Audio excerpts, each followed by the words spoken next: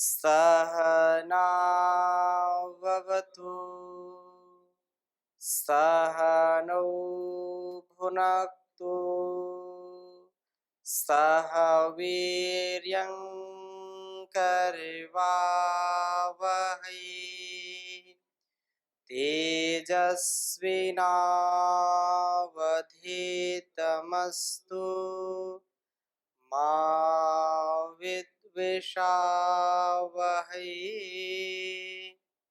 ओम शांति शांति शांति।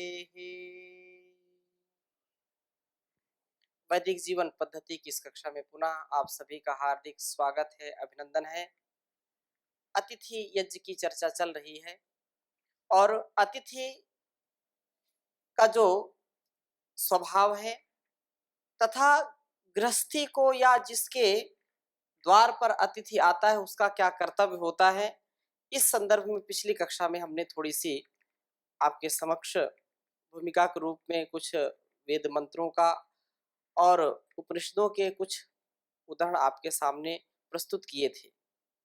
पुनः उसी प्रसंग को आगे बढ़ाते हैं कि अतिथियों का सत्कार करना प्रत्येक गृहस्थी का परम कर्तव्य है। इसीलिए इसको महायज्ञ के अंतर्गत गिना गया है। महायज्ञ जो पंच महायज्ञ है, तो ये महायज्ञ कहलाता है, अतिथि महायज्ञ, जिसके अभाव में व्यक्ति का यश और उसका जो कीर्ति का स्वभाव है, सभी चाहते हैं यश और कीर्ति, सभी चाहते हैं सुख समृद्धि, वो पूरा नहीं हो पाता है। अतः इस बात को हमको समझना चाहिए कि अतिथि जैसा हमको उपदेश मिलता है माता पिता गुरुओं से और मूल रूप में ऋषियों से, वेदों से, उसको हमको आत्मसात करना चाहिए। पिछली कक्षा में हमने अथर्ववेद के कुछ 2-3 उदाहरण दिए थे। उसी बात को कुछ श्लोकों के माध्यम से भी हमको समझाया गया है कि अतिथि को कभी भी निराश नहीं करना चाहिए। अतिथि जब घर आए तो उसको सबसे पहले वाणी के द्वारा उसका सत्कार करना चाहिए। और वाणी ऐसा साधन ईश्वर ने हमको दिया है कि कोई भी अतिथि नहीं, अपने परिवार के सदस्य, अपने भाई बंधु सखा भी यदि वाणी का हमारा अच्छा व्यवहार है तो प्रेम पूर्वक रहते हैं। और यदि एक दूसरे के प्रति जरा सा भी वाणी में दोष है तो वो अपने भी जो गैर हो जाते हैं। कहते हैं कि गैर भी हो जाते हैं अपने, सीरी है जिनकी जुबा। गैर भी हो जाते हैं अपने, सीरी है जिनकी जुबा। अपने भी हो जाते हैं गैर, तल्ख है जिनकी जुबा। कुदरत को नापसंद है सख्ती जुबान में, शायद इसीलिए नहीं बनाई हड्डी जुबान में। तो वाणी का बड़ा महत्व है अतिथि का सत्कार करने के लिए। यदि हमने वाणी का ठीक ठीक प्रयोग नहीं किया, देव सविता प्रसूव यज्ञम के जो वेद का जो उपदेश है कि परमात्मा हमारी वाणी को रसदार बना दे, नीरस ना बनाए।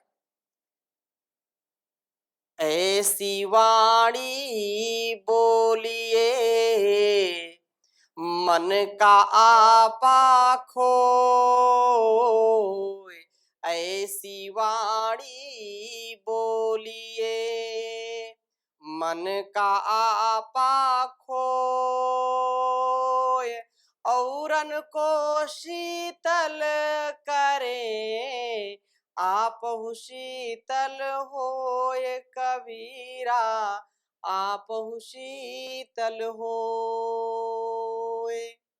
तो सत्यम ब्रूयात प्रियम ब्रूयात, सत्यम वद धर्मम चर, ये उपदेश हमको किया गया है। तो अतिथि के संदर्भ में भी हमको, जिसको अतिथि हमने बनाया है या जो अतिथि बन करके आया है, तो सबसे पहला सत्कार किसके द्वारा होगा? वाणी के द्वारा होगा। आप कुछ प्रश्न पूछ रहे थे कि सत्कार कैसे किया जाए अतिथि का, किन किन चीजों से अतिथि सत्कार किया जाता है। तो सबसे पहला तो यह है कि निश्चल स्वभाव व्यक्ति का हो। अब ऐसा नहीं कि अतिथि आए हैं, अब मजबूरी का नाम लोग बोल देते हैं, महात्मा गांधी क्यों बोलते हैं पता नहीं, मजबूरी, अब क्या करते, मरते क्या ना करते, आ गए हैं, तो अब मन में बिल्कुल विचार रखें कितनी जल्दी ये घर खाली करके चले जाएं। तो ऐसे में तो भाव बनेगा नहीं, और ऐसा होता है। कुछ लोग अतिथि बन करके आते हैं तो पूरे जो है एक कहावत लोग कहते हैं कि एक दिन या 2 दिन का मेहमान, और इससे ज्यादा रुके तो बेईमान। कुछ यदि निष्प्रयोजन है, निष्प्रयोजन केवल भोजन भट्ट जो लोग होते हैं वो तो कई दिन व्यतीत करते हैं, हैं? तो वो 7 दिन 10 दिन भी रुकते हैं। लेकिन जो सच्चा अतिथि होता है वो अपने जीवन को जीने के लिए जितना आवश्यक है वो किसी गृहस्थी से उसको भोजन मिल गया, कोई जो यथा सामर्थ्य उसको दक्षिणा मिल गई, बस अपना जीवन वो चला रहा है।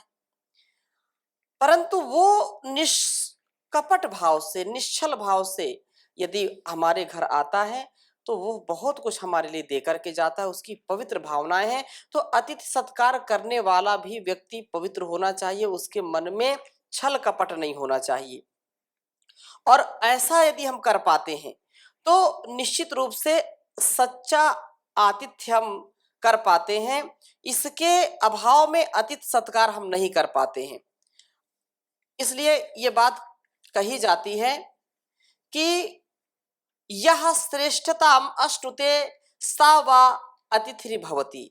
जो सन्मार्ग में श्रेष्ठता को पाता है, अतिथि की परिभाषा क्या है उसको ऐतरेय आरण्यक में इसके लिए बताया कि यह श्रेष्ठताम अश्नुते, जो सर्वश्रेष्ठ जीवन को जीता है, पूरी पवित्रता से जीवन को जीता है, जो निष्कलंक होकर के जीवन को जीता है, जिसके आचरण में, जिसके चरित्र में कोई उंगली नहीं उठा सकता है, वह अतिथि कहलाता है, वह अतिथि बनने के योग्य है। सावा अतिथिर भवति, वह अतिथि होता है।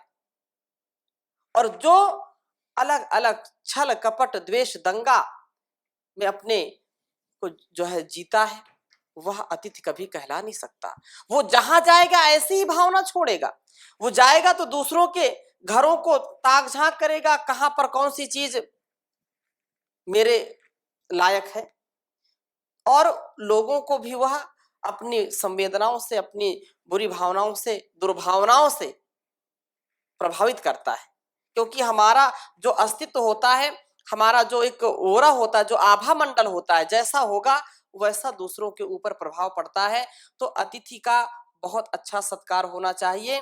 कहा ना वा असंतम अतिथ्या अद्वियंते, कि सन्मार्ग से जो गिरा हुआ है, जो स्वयं पथभ्रष्ट है, दूसरों को जो राह नहीं दिखा सकता है, वह कभी भी अतिथि नहीं बन सकता है। कभी अतिथि का, अब लोग बोल दे ठीक है, कुछ लोग अपने रिश्तेदारों को, अपने सगे संबंधियों को ही अतिथि मानते हैं, ठीक है, वो भी अतिथि हैं। लेकिन कुछ बिल्कुल ही मानते हैं कि यही अतिथि है, खासकर ससुराल वालों को लोग ज्यादा मानते हैं। ये बात बिल्कुल जो है शास्त्रीय संदर्भ में उचित नहीं है, क्योंकि शास्त्र जो बताता है वह निश्चित रूप से हमारे जीवन के कल्याण की कामना करता है। मनुस्मृति में विशेष जो चर्चा आई है कि आयुष्य और आरोग्य, यश, कीर्ति, सुख, शांति उन घरों में आती है। और आप अपने जीवन में आसपास के लोगों को देख लीजिए, जहां पर आध्यात्मिक वातावरण है, जहां पर विद्वान आते रहते हैं और उपदेश जहां पर होता रहता है, ऐसे परिवार कभी टूटते नहीं है। ऐसे परिवार सदा ऊपर ऊर्ध्वारोहण करते हैं, ऊपर ऊपर बढ़ते रहते हैं और अंदर भी बढ़ते रहते हैं, अर्थात अंदर से भी और बाहर से भी। क्योंकि दो बढ़ने के दो, जैसे एक बीज होता है, वो बीज नीचे भी जाता है और ऊपर भी जाता है। जितना जितना वो नीचे जाएगा उतनी उसकी जड़ें मजबूत होंगी और उतना ही वो ऊपर पूरा विकसित होता है।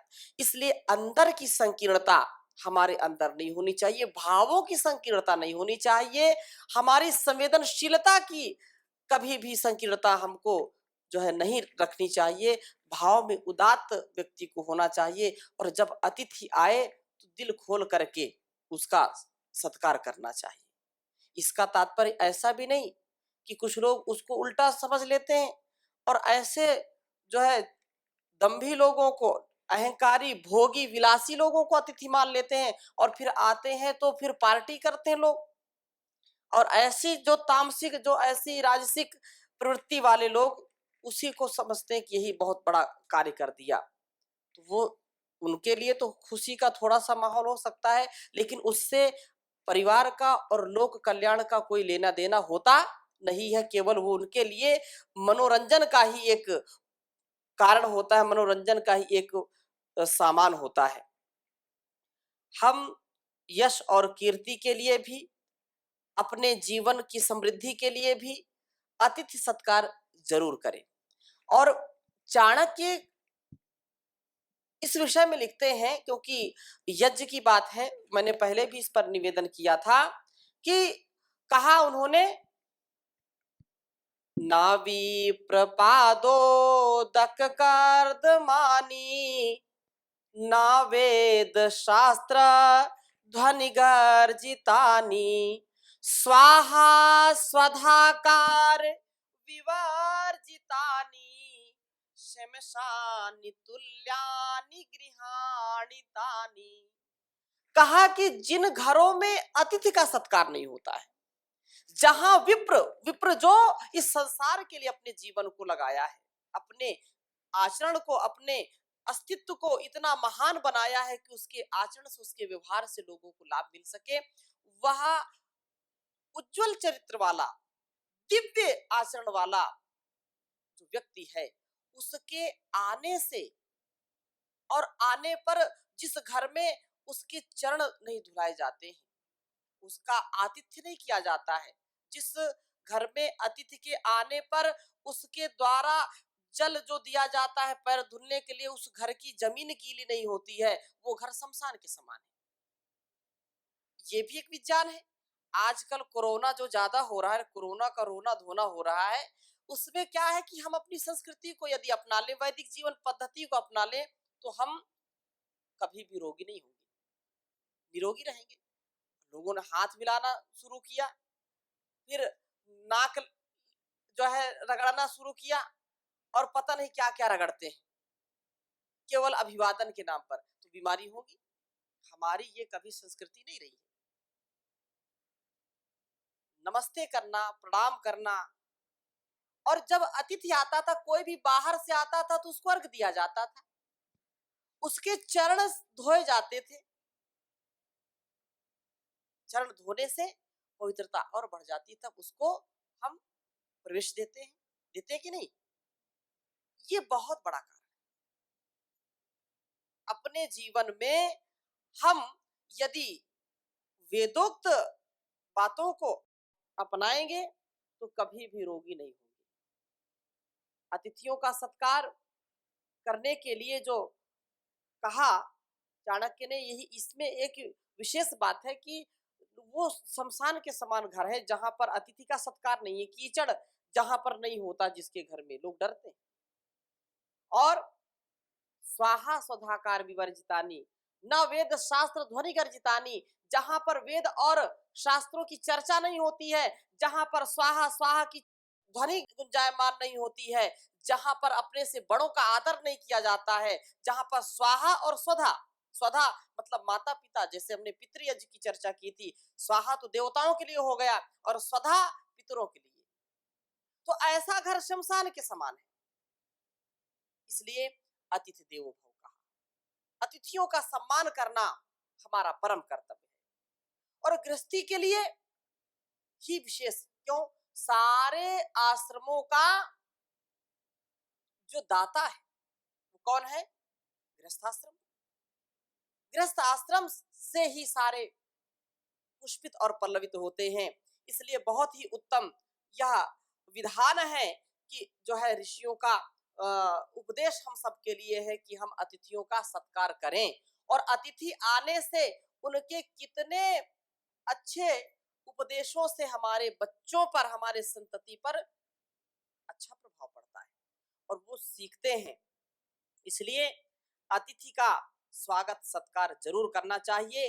अतिथिम तत्र संप्राप्तम पूजयेत स्वागतादिना तथा आसन प्रदानेन पाद प्रक्षालनेन च। पाद प्रक्षालन भी करिए। जैसे पूछ रहे थे स्वामी जी की कैसे अतिथि सत्कार करें, तो कहा अतिथिम तत्र संप्राप्तम।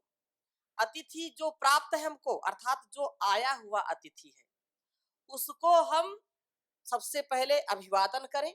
अभिवादन करने से बार बार आप सुनते हैं, अभिवादन शीलस्य नित्यम वृद्धो पसेविनः चत्वारि तस्य वर्धन्ते आयुर्विद्या यशो बलम। उसकी आयु, विद्या, यश और बल बढ़ जाते हैं। जो अपने से बड़ों का सत्कार करता है, अतिथि का सत्कार करता है।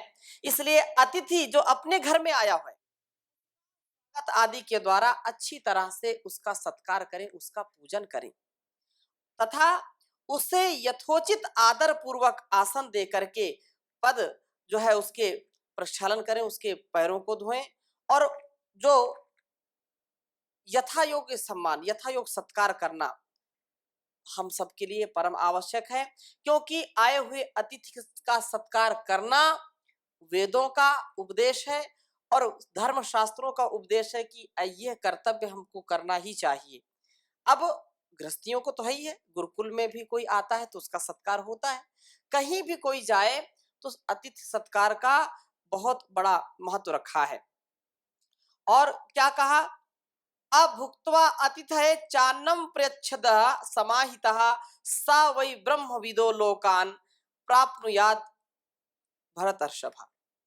कह रहे हैं कि हे भरत श्रेष्ठ, महाभारत में एक प्रसंग आता है तो वहां पर कह रहे हैं कि हे भरत श्रेष्ठ, जो मनुष्य आदर पूर्वक अपने आप खाने से पूर्व अतिथि को भोजन कराता है, अपने भोजन करने से पहले किसको भोजन कराता है? अतिथि को भोजन कराता है, उसको ब्रह्मवेत्ता जानना चाहिए। उसको, क्योंकि ब्रह्मवेत्ता का तात्पर्य क्या है कि जो ब्रह्मवाणी को आत्मसात कर रहा है, वेदवाणी को अपने जीवन में जी रहा है और इस बारीकी को समझ रहा है कि किसके साथ कैसा व्यवहार करना चाहिए। इसके लिए कहा कि उसको अतिथि सत्कार में रुचि दिखानी चाहिए, उसके साथ भोजन पहले तो उसको कराएं और कुछ यदि संकोची हो तो उसके साथ कुछ विशिष्ट जनों को भोजन कराएं साथ में, जो घर के बड़े हैं। और होता भी ऐसा ही है कि एक दो को साथ में बिठाते हैं, अकेले बहुत विशेष व्यक्ति है तो पूरा घर बैठ करके उनको भोजन कराते हैं पहले। जैसे परम पूज्य स्वामी जी महाराज किसी के घर के अतिथि बन जाए तो फिर क्या कहना, पूरा घर परिवार पूरा जो है मोहल्ला भी दौड़ करके आएगा और सबसे पहले स्वामी जी महाराज को भोजन कराएंगे, उसके बाद वो स्वयं। तो ऐसे संतानों को, ऐसे श्रेष्ठ जनों को जो पाता है उसका सौभाग्य होता है और उससे प्रीति पूर्वक व्यवहार करना।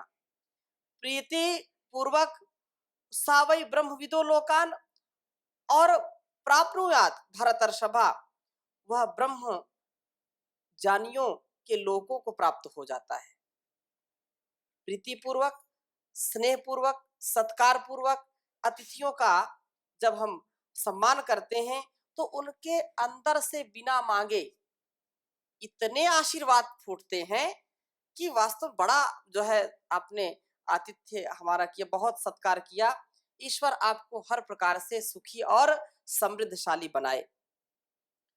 तथा ये कहा कि अन्नं चानो बहु भवेत् अतिथिश्च लभे महि। याचितारश्च न संतु माया जिस्म कदाचना। हमारी इच्छा यह होनी चाहिए कि हमारे पास पर्याप्त मात्रा में अन्न होवे। इस बात को हमको जरूर ध्यान रखना चाहिए और हमारे घर सदा नित्य अतिथि आए। इसको मैं आपके समक्ष लिख रहा हूं, इसको लिख लीजिए, बहुत सुंदर श्लोक है।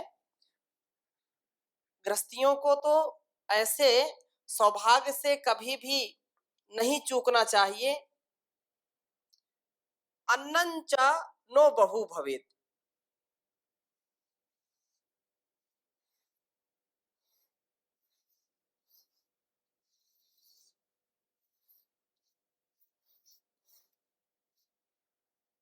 अन्नंच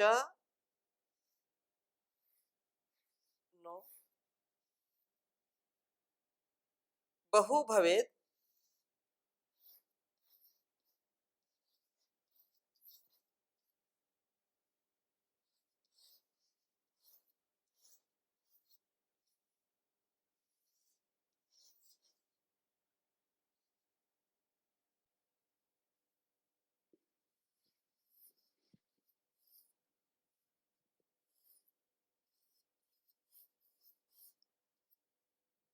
अतिथि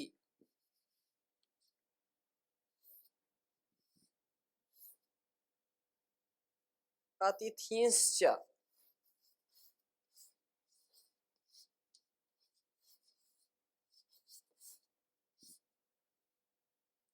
लभेमहि, ऐसी कामना।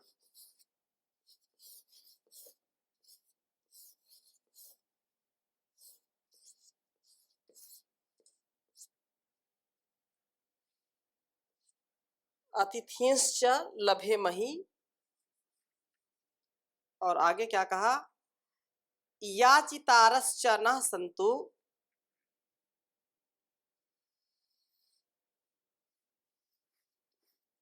याचि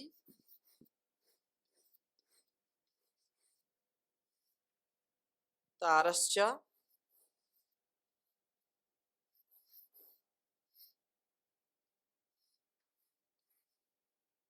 न संतु।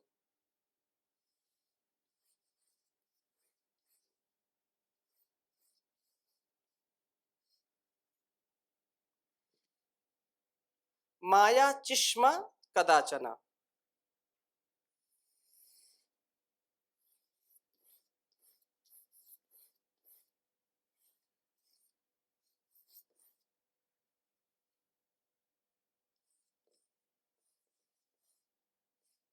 कदाचन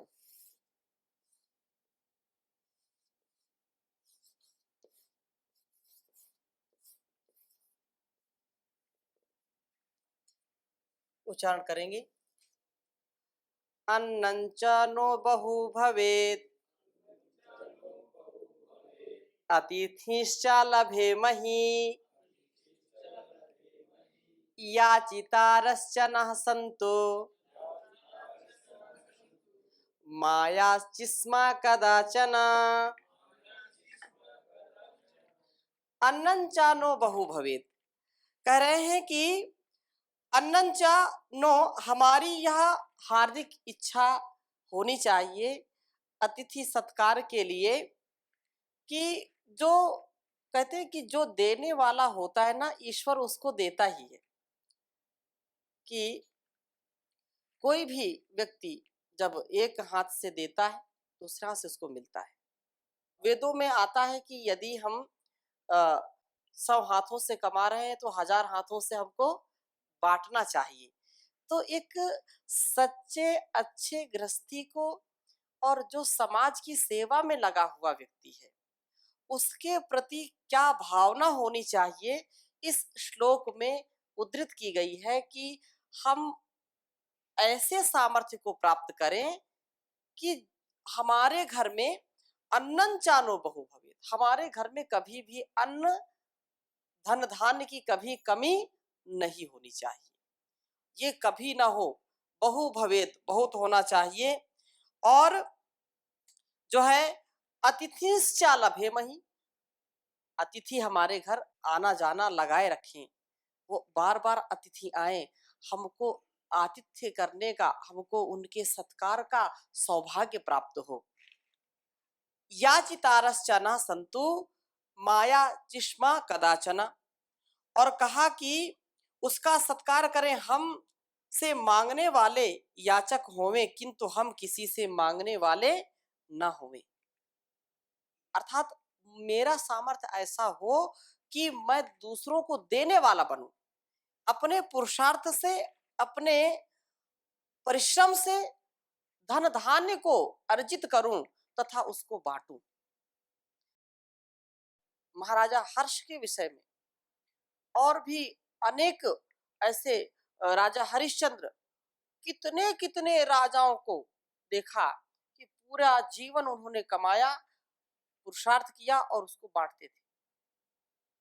ऐसी भावना जिनकी होती है, उनका यश, उनका जो है मान सम्मान युग युगांतरों तक भी कभी भी धूमिल नहीं होता है, वो सदा बढ़ता रहता है। इसलिए हम इस पर विशेष बल दें कि हम दूसरों की, जो इस संसार की सेवा करने वाले हैं, समाज की सेवा करने वाले हैं, उनकी सेवा हम करें, ऐसा सामर्थ्य हमको प्राप्त हो। तो इन्हीं शुभकामनाओं के साथ, शुभ भावनाओं के साथ आज की कक्षा को विराम देते हैं।